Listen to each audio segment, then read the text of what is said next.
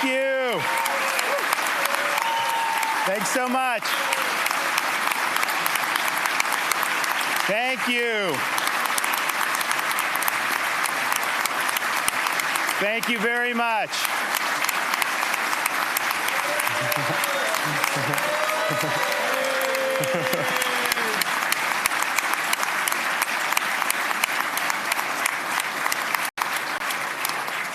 Mr. Speaker, Madam President, members of the legislature, and fellow citizens, my duty under the Constitution is to inform the legislature concerning the condition of the state and to recommend measures in the public interest. Well, as we used to do in the military, here's the bluff, the bottom line up front. Florida is #1, and working together, we will ensure that Florida remains the #1 state in these United States.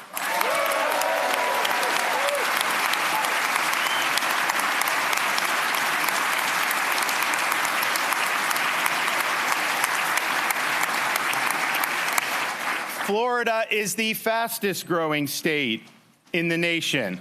We rank #1 for net in-migration. We rank #1 in the nation for new business formations. We are #1 in economic growth amongst large states. Florida has more people employed today than before the pandemic. Our unemployment rate is one of the lowest on record, and it is significantly lower than the national average. And of course, as many of you know in this room, the last 2 years, we've seen the largest budget surpluses in the history of the state of Florida.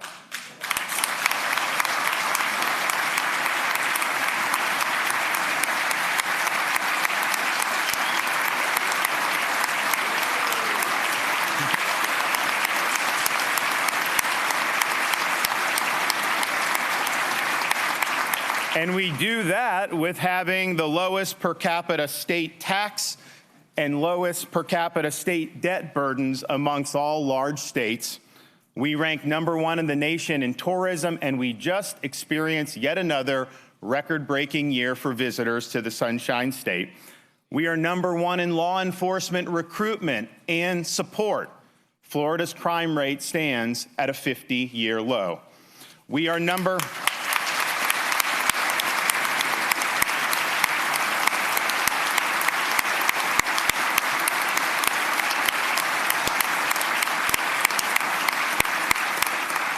We rank #1 in the nation for education freedom. We rank #1 in the nation for parental involvement in education. We rank #1 in 4th grade reading and math amongst all large states, and we have the #1 public higher education system in the country. We are #1 amongst large states for the quality of our roads, and Florida has the top 3 cruise ports in the entire world. We rank #1 for space-related development, manufacturing, and flight. And maybe most famously, we rank #1 for protections of our citizens against the biomedical security state, from prohibiting jab or job mandates to banning vaccine passports to ensuring hospital visitation rights.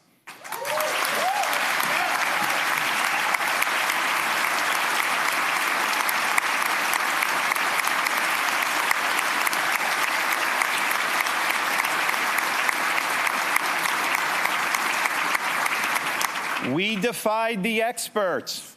We bucked the elites. We ignored the chatter. We did it our way, the Florida way.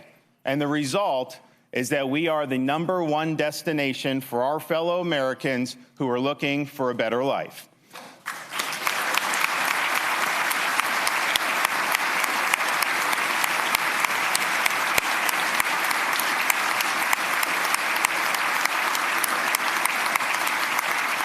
Working together, we have met big challenges, and we've led the nation on many big issues. We don't make excuses. We don't complain. We just produce results. Florida stepped up in times of crisis.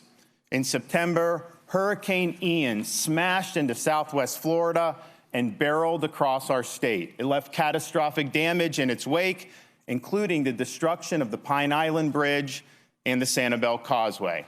Local island residents were told it would take 6 months or more to restore the bridges, and so they appealed to the state for help. We took up the challenge, and 3 days later, we opened a rebuilt Pine Island Bridge.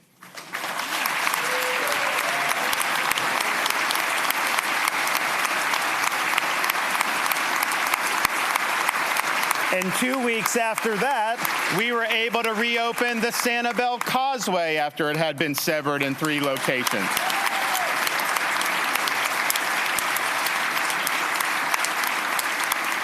We're joined today by Stephen Soloway. If you can stand and be recognized, he's a business owner on Pine Island.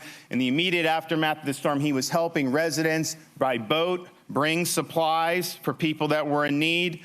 He has said that the reopening of the bridge was a godsend for the folks on Pine Island. They are coming back, and God bless you, sir.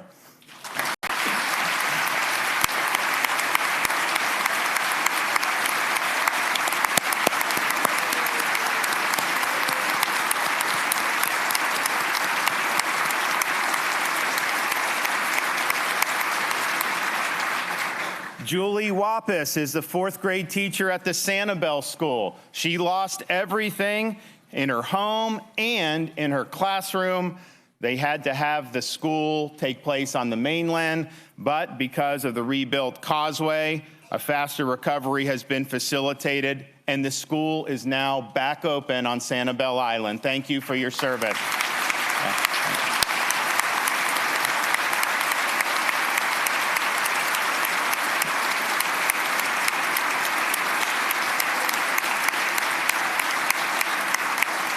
Also with us today is Barbara Morgan, a resident of Lee County. She was displaced from her home, very bad damage, and she was trying to get a temporary trailer from FEMA. Well, they weren't moving fast enough, so the state of Florida, in a first-of-its-kind program in the nation, stepped up to the plate, created our own program for travel trailers, and we were delighted to be able to get Barbara in a trailer on her own property as she works to rehab her home. Thank you for being here, and God bless you.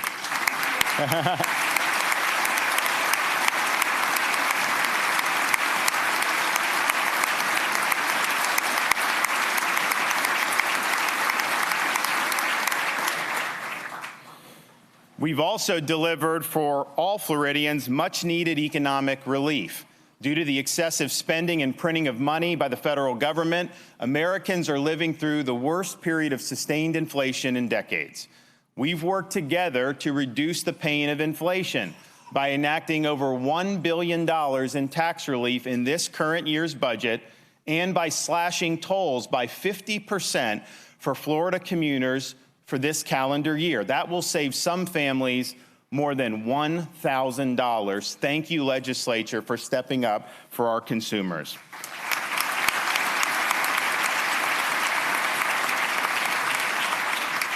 Florida is proud to stand for law and order. We are tough on crime, and we support the men and women of law enforcement. And we have made it very clear to prosecutors who believe they can disregard the law, you will be held accountable.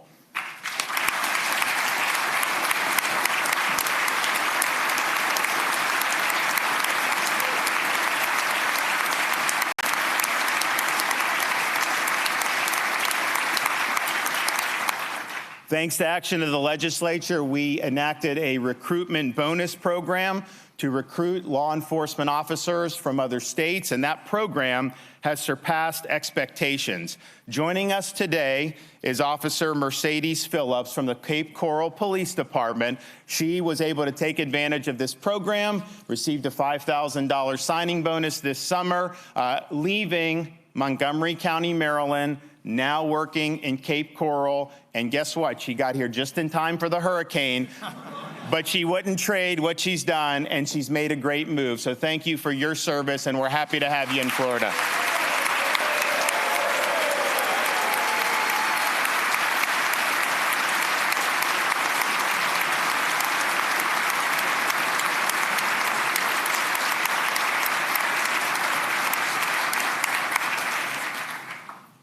We believe that borders matter, and we have fought against illegal immigration in the state of Florida, from banning sanctuary cities to suing the Biden administration over its catch and release policies to transporting illegal aliens to sanctuary jurisdictions.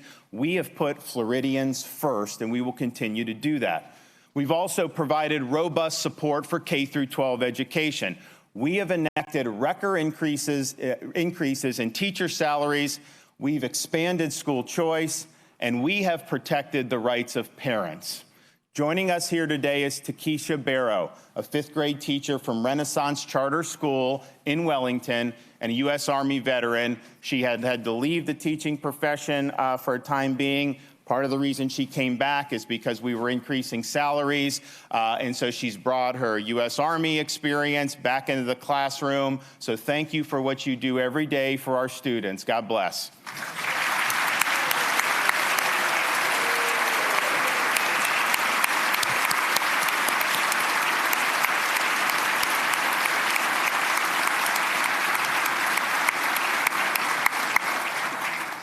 Joining Ms. Barrow is Melissa Ann Match. She's a 7th grade math teacher from Clay County, and she is the 2023 Florida Teacher of the Year. Thank you for what you're doing.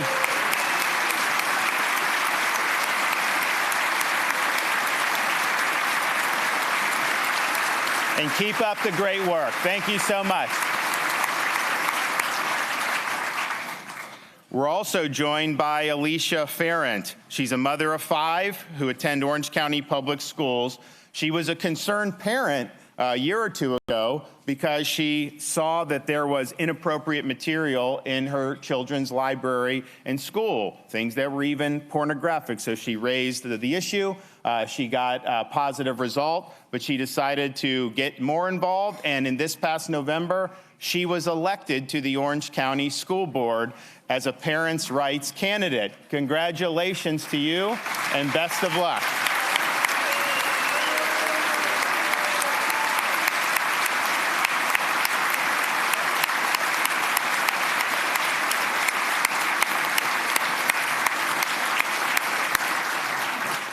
We believe in workforce education, and we've expanded opportunities for Floridians to obtain certifications and credentials.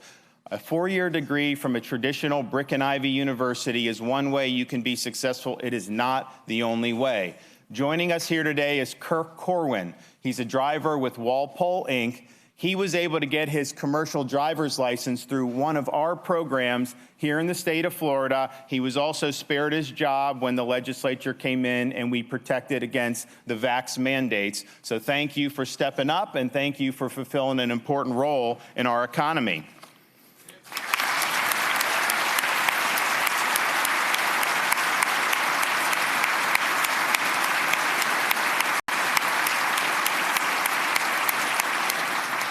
Four years ago, the state was producing about 600 truck drivers a year. Now, through all of our initiatives over the last 4 years, we're capable of producing 3,500 truck drivers each and every year. You want to talk about supply chain, you want to talk about making sure our economy runs. These guys are really important for that. We're also here with Rianne Champion, who fulfills another very important role in the state of Florida. She's recently graduated from the nursing program at Seminole State College. I think, as many of you know, there's a nationwide nursing shortage, and so what we've been able to do with the help of the legislature is put record resources into our systems so we can train more Floridians to become nurses. Thank you for what you're doing. I know everybody appreciates having a great nurse. God bless.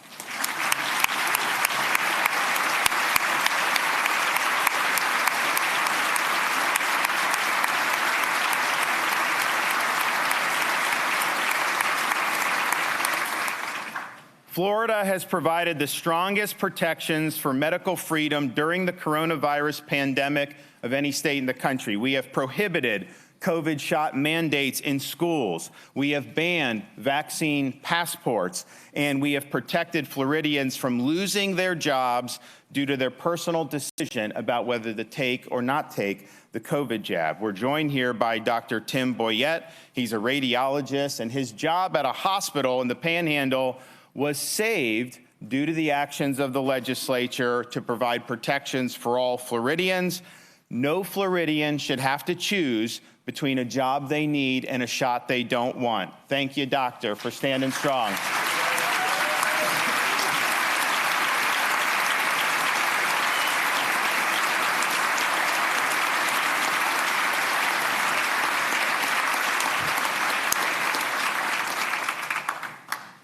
With your support, we've ushered in a new era of stewardship for Florida's natural resources, securing historic funding for water quality and Everglades projects, improving our water policy, and utilizing technology to combat things like algal blooms and red tide.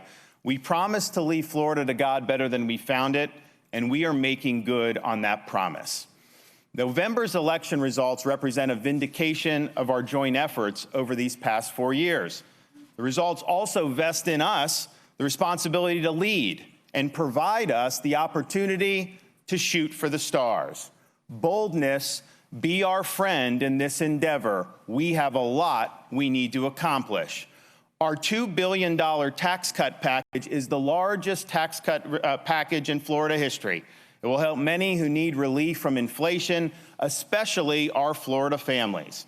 By permanently eliminating sales tax on all baby supplies, diapers, wipes, clothes, cribs, strollers, we will be able to say that in Florida, having a child will be tax-free. We are proud to be pro-family, and we are proud to be pro-life in the state of Florida.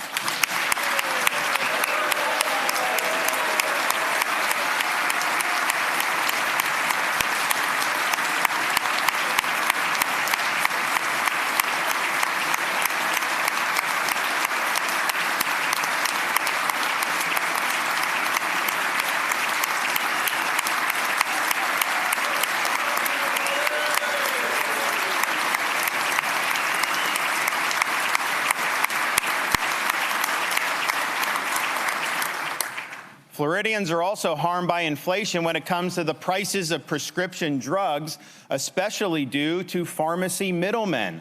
We must bring transparency to the system so that Floridians can save money on their drugs. We need reform of the PBMs.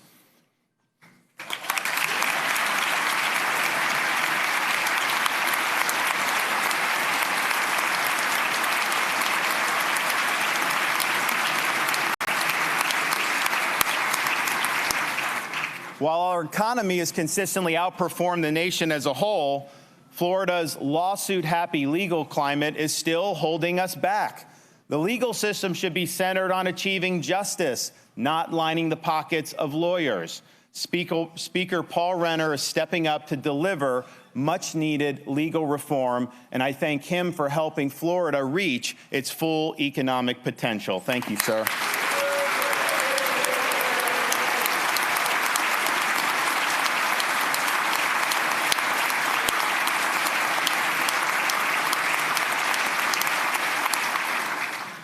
Our state is growing. Americans are voting with their feet, and we need to ensure that we're getting ahead of the population expansion by accelerating infrastructure projects. Our Moving Florida Forward infrastructure initiative will expedite 20 major interstate and roadway projects over the next 4 years. This will allow these projects to be completed a decade ahead of schedule, and just think of how much time that will save Floridians from having to sit in the awful traffic that they sometimes have to do. We also need to ensure that our supply of housing is adequate to meet the needs of those in our workforce. Workers who make our economy tick should be able to find a place to live that's affordable in their general area of their jobs. And I want to thank President Kathleen Passidomo for tackling this issue head on, and I look forward to working with her to deliver big results.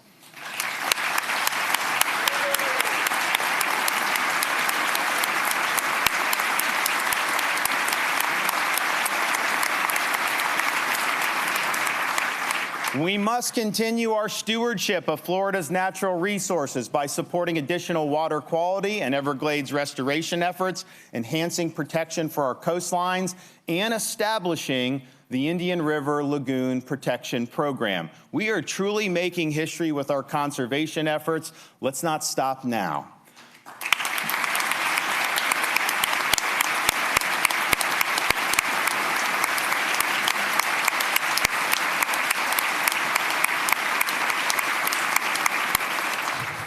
We have rejected the biomedical security state in Florida and have provided protections for Floridians against unwanted medical interventions, but those protections are set to expire in July. It's important that we make all of these protections permanent. Protection from medical authoritarianism should not have an expiration date in the free state of Florida.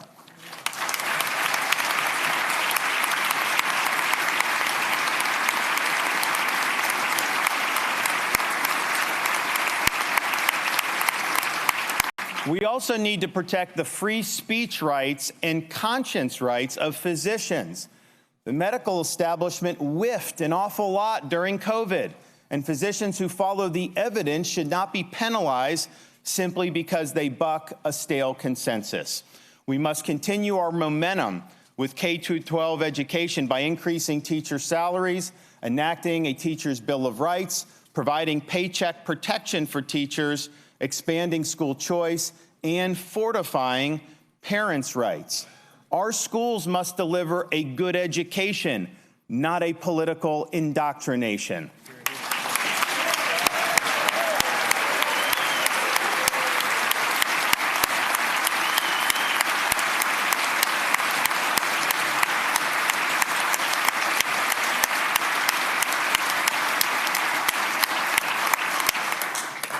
And it's sad that we have to say this, but our children are not guinea pigs for science experimentation, and we cannot allow people to make money off mutilating them. Chloe Cole is now a young adult, but she was receiving puberty blockers at age 13, and she underwent a double mastectomy at age 16. She's now an advocate against allowing these procedures for our children. Chloe, thank you for your bravery. And the people of Florida and the legislature should heed your advice and provide protections against these procedures.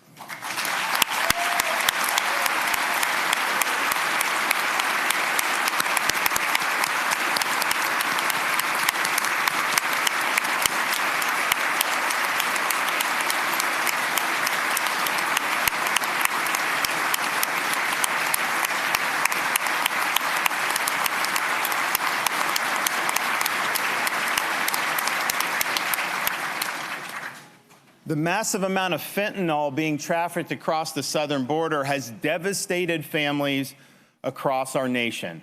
Kim Kelly from Jacksonville is joining us. She recently lost her son Palmer to fentanyl poisoning, but she is sharing Palmer's story because she wants to see additional accountability. Thank you for your bravery, and we're so sorry for your loss.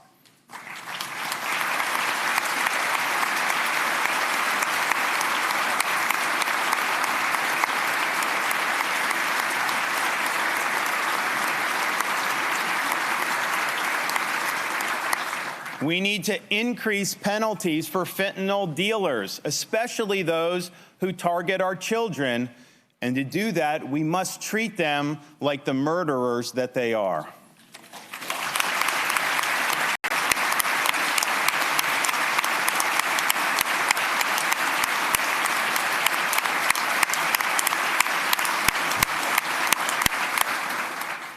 We must further strengthen our laws against illegal immigration by enhancing employment verification, increasing penalties for human smuggling, and further disincentivizing illegal migration to the state of Florida. Florida is not a sanctuary state, and we will uphold the rule of law.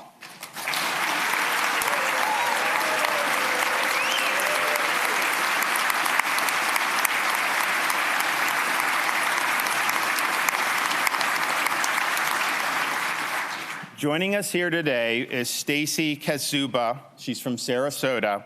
Nearly 2 years ago, an illegal alien broke into her home and sexually assaulted her. He should have never been in this country in the first place, and if the federal government had done its job like it's supposed to, Stacy would never have been victimized. Enough is enough. Thank you for being willing to speak out and to share your story.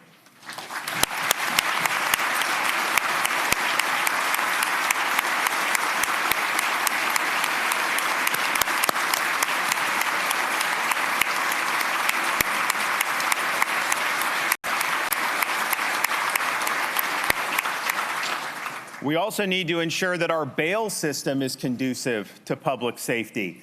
Dangerous criminals should not simply be put back on the street like we see what happens in states that have gone so far as to abolish cash bail entirely.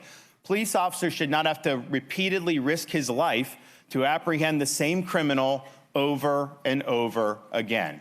We also understand that part of fighting crime is to protect Floridians' right to defend themselves. A constitutional right should not require a permission slip from the government. It is time we join 25 other states to enact constitutional carry in the state of Florida.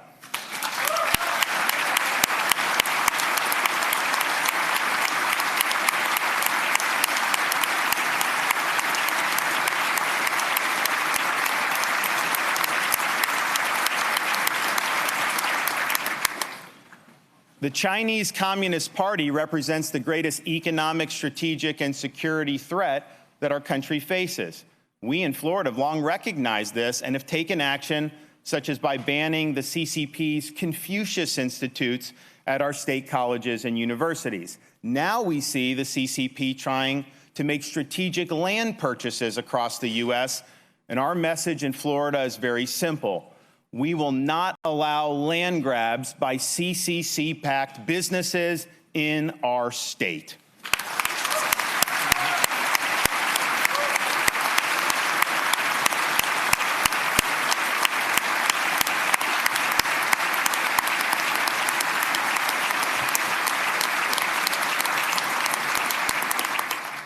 I am happy to be joined here by our First Lady, my wife, Casey. We got Mason on the lap. There he is, sitting there. Over the past 4 years, she spearheaded efforts to help our youth avoid drugs, promote emotional resiliency in schools, and provide a pathway to prosperity for the less fortunate. She also gave birth to our daughter, Mamie, and most recently, fought a battle against breast cancer. I was here last year saying we would be able to announce that she was cancer-free, and I can tell you she is cancer-free and she is doing better than ever.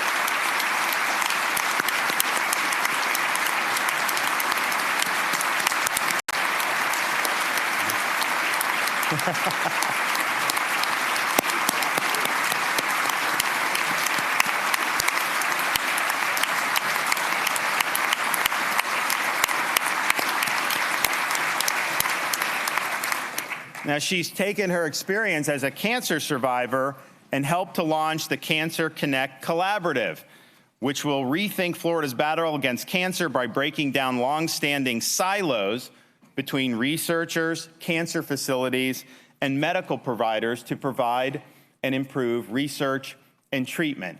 And I want to thank her for taking her experience, as difficult it was, and applying it in ways that are going to help people battle cancer. Thank you so much.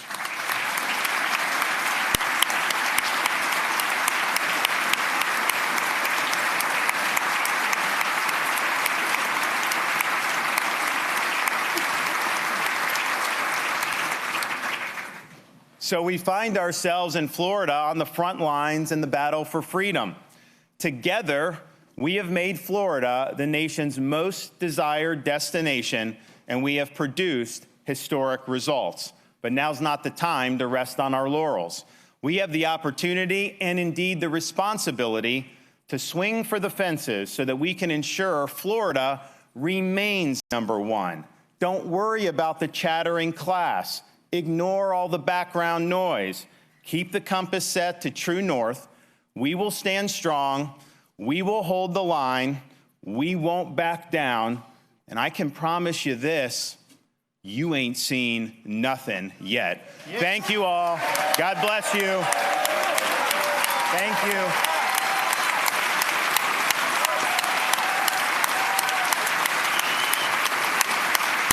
I tried to make that shorter than the others. I think I did. That was short. Yeah, I just wanted it to be short. Thanks, buddy. Yeah,